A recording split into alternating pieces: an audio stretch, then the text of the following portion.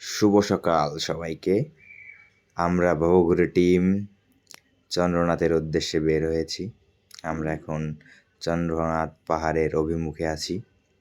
আমাদের সাথে আছে আমাদের ভাইয়েরা সবাই, আমাদের সুজিত ভাই, রবি ভাই, হৃদয় ভাই, মলয়, সামিউল। আমরা একে একে পাহাড়ে ওঠা শুরু করলাম।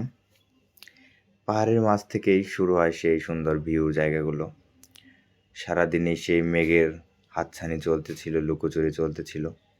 যদিও আজকের দিনটা মেঘাচ্ছন্ন ছিল, যে কারণে আমাদের পাহাড়ে চড়তে খুব সুবিধা হয়েছে।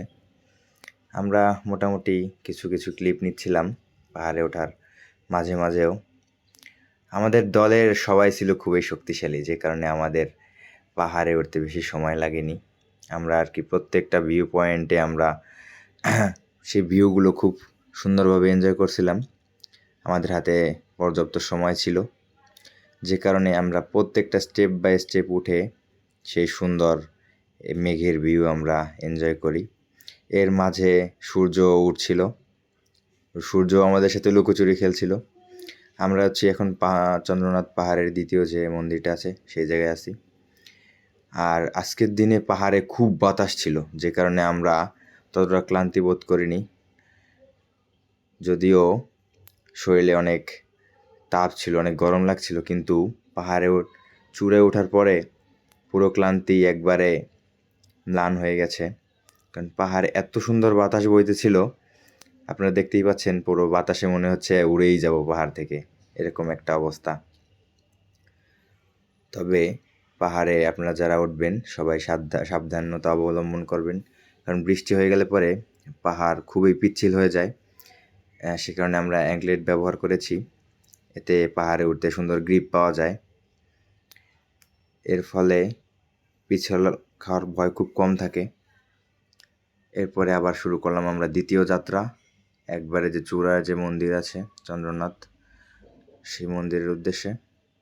মোটামুটি বেশ সময় লাগে এবং পর্যাপ্ত এনার্জি নিয়ে উঠতে হয়।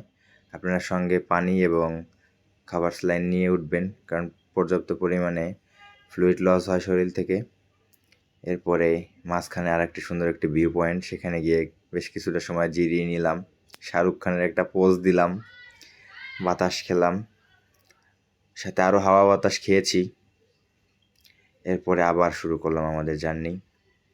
খাড়া পাহাড়, কিন্তু এই পাহাড়গুলো সুন্দর সিঁড়ি তৈরি করা আছে, এবং এই সিঁড়িগুলো অনেক পুরনো হয়ে যাওয়ার কারণে আবার নতুন করে সেই পাহাড় কেটে রাস্তা তৈরি করেছে দর্শনার্থীদের জন্য।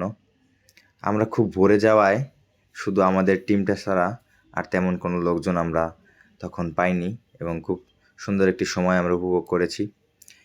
আমি এখন আছি চন্দ্রনাথ পাহাড়, সেই চট্টগ্রামের সবচেয়ে উঁচু যে পাহাড়গুলি আছে তার মধ্যে অন্যতম এটি, 1150 ফিটের মতো হবে উঁচু। এখন আমরা একবারে সেই পাহাড়ের চূড়ায় আছি। দেখেন মেঘের সেই লুকোচুরি খেলা, মেঘের ভেলা, সেই মেঘগুলো সেই ভেলার মতো ভেসে যাচ্ছে।